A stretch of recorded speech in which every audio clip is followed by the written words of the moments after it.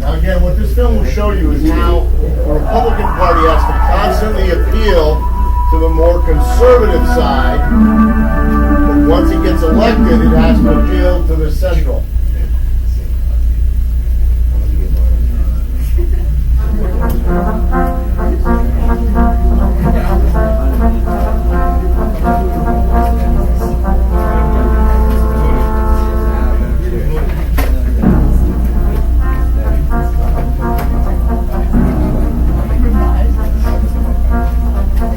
This goes up to the first George Bush's. And I'm Ben Washington. In our first program together, Ben told us the story of Democrats and liberalism. Now I'll tell the story of Republicans and conservatism. Their rise to power under Nixon and Reagan, their precarious attempts to hold the White House under George Bush, and the wars that may soon come within the party. But tell us, Ben, do these parties matter anymore? They matter a great deal. You know, we're not only electing the president, we elect the party. Parties as well as presidents govern. Secondly, parties... That's a key phrase. Parties as well as shot up 20 points because he presidents coming out of the New York Convention to be a moderate. George Bush is still hurting because of the image that was put on him by an allegedly right-wing convention in Texas. And just look at Ross Perot. This is a great year for independents. If there were an independent party that could screen the candidate so you wouldn't get a somewhat clownish figure like Ross Perot, they could have cleaned up.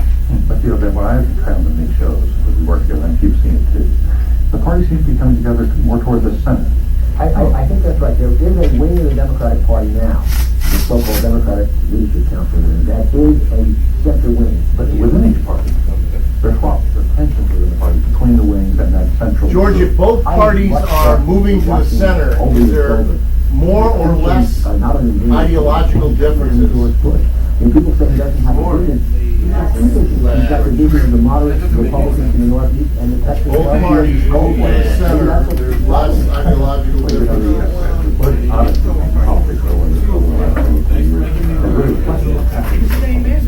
the Second World War, the moderates in the Northeast who were in charge. They put Dewey in the 1948. They put Eisenhower in the White House in 1960. They then put Dick Nixon on the ticket in 1960. And the conservatives, David Ocean and Southwest, getting very angry. They wanted Goldwater back in 1960. And you were going to tell us this story now. Yes, I am. Because it's here that our story really begins. Back in 1960, Goldwater turned aside the efforts to nominate him that year, and he supported Dick Nixon. But Goldwater also issued a clear threat that conservatives would fight to take over the party one day. We've had our chance, we've fought our battles, now let's put our shoulders to the wheel of Dick Nixon and push him across the line. Let's not glance back. This country and its majesty is too great for any man, be he conservative or liberal, to stay home and not work just because he doesn't agree. Let's grow up, conservatives. Let's, if we want to take this party back, and I think we can someday, let's get to work. The conservatives back then, taking over the party was only a dream. Mocked as primitives by moderate Republicans, the conservatives had been bitter opponents of Franklin Roosevelt's New Deal. Men like Goldwater saw Eisenhower's presidency as merely an echo of Roosevelt. Nixon.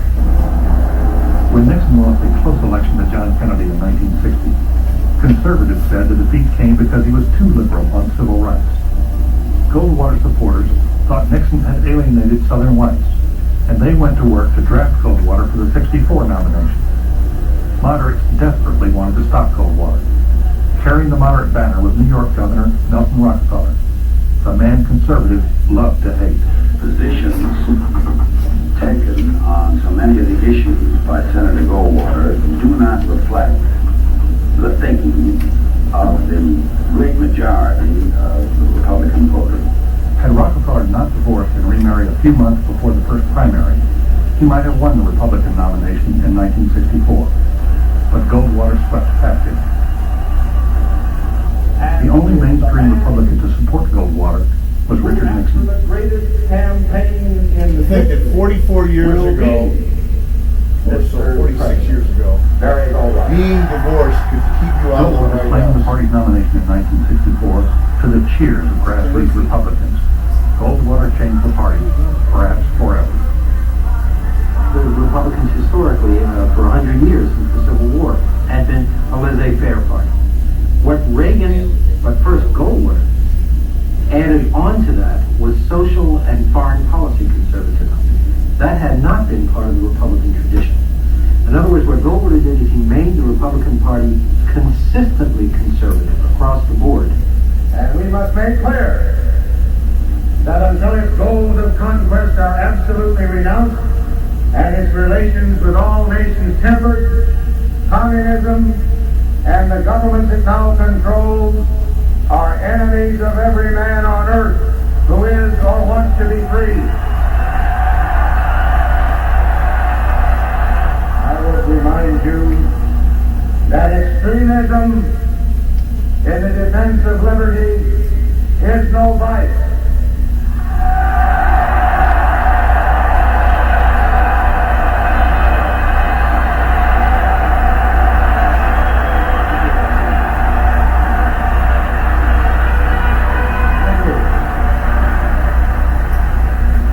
And let me remind you also that moderation in the pursuit of justice is no virtue.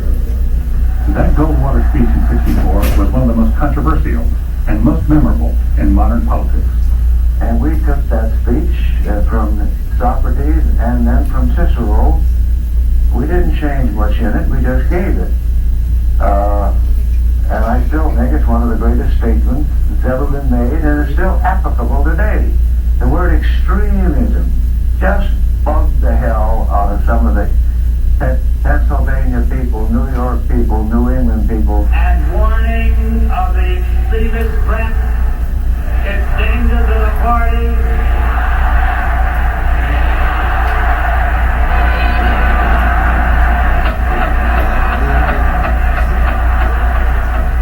Angry and alienated, many moderates refused to help Goldwater in that election. Critics of every stripe piled up on Goldwater. I don't want to see this nation move down a fascistic path, and I think we are in danger of that if Senator Goldwater is elected. And I will do everything within my power and within my means to aid people of goodwill in seeing that Senator Goldwater is not elected President of the United States. On October 24th, 1963, Barry Goldwater said it's a nuclear bomb. Merely another weapon. Merely another weapon. Vote for President Johnson. Goldwater never had a chance in that election, and he knew it. I'm sitting up in my hotel room in San Francisco putting the finishing touches on my acceptance speech, and over in the corner of the Princeton Research was showing me a flip chart where I was 20 and Johnson was 80. And I said, why don't we quit writing this acceptance speech and write one and tell them to go find somebody else? They all laughed about it. No Republican could have beaten Johnson. The Democrats that year gave Republicans one of the biggest shellackings in history. Pundits said the Republican Party was finished. But sometimes the unexpected happens. From the debris grew one of the most powerful political movements in 20th century America. The major thrust of the campaign became one to get control of the Republican Party away from the eastern seaboard and move it out here in the boondocks, move it up west of the Rocky Mountains, west of the Mississippi River, and we did that. This man is George Bush. His home is Houston, Texas. Among the young politicians inspired by Goldwater was George Bush. His dad, Press Bush, was a moderate, a U.S. senator from Connecticut. But when son George moved to Texas, got into the oil business, and then into politics, conservatism was in the saddle. Making a bid to become a Republican senator from a Democratic state, Bush eagerly embraced Goldwaterism. Many saw him as dashing, vigorous, a conservative Jack Kennedy. Goldwaterism is Vote for me, and I the pledge to equivalent drive of sort of the radical for a firm, Republican meaningful way. foreign policy that will regain for this nation all the stature and respect we once had in the world. The opportunity to bring responsible government back to Texas. George Bush, the man for the United States Senate. He was in Texas, running in a conservative state, having to support Goldwater. Boy, he was a Yale man and a New England civil rights background, so he tried to straddle. He supported Barry Goldwater in 1964, he opposed the Civil Rights Act, and he lost.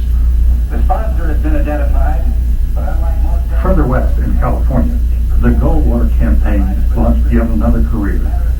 Only 1 week was left before the '64 election, Point that this and is making Republicans is were you have desperate.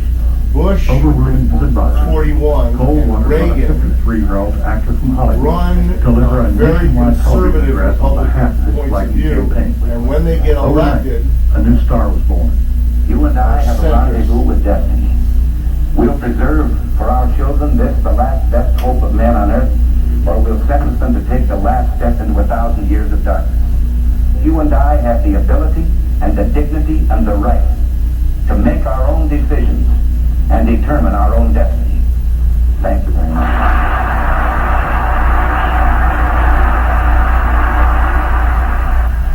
Friends from California soon drafted Reagan to run for governor in 1966. Richard Nixon, always a shrewd judge of talent and a potential rival, captured the spirit of the moment. Why do I say tonight that the Johnson political slip is beginning to show?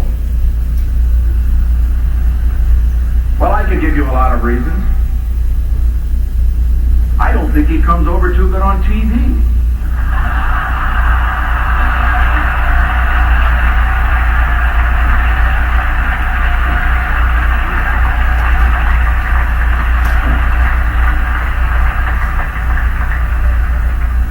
Well, I'm the expert in what TV can do to a candidate, too.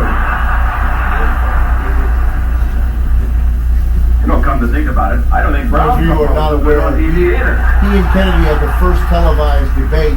But that Ronnie and Reagan, he didn't look as good on television as Kennedy looked on television. So the people who are watching television gave the win of the debate to Kennedy. Those who listened to it on the radio gave the victory of the debate Continue, all of us have to do more than we've done. to Nixon, but he lost the election because of how he looked Reagan won the on governorship of television. California by a landslide. Friends wanted Reagan to take on Nixon for the 1968 presidential really nomination, ugly. and he almost did. He probably won't be But the president. Republican establishment was still wounded from 1964. No more Goldwater, at least not yet.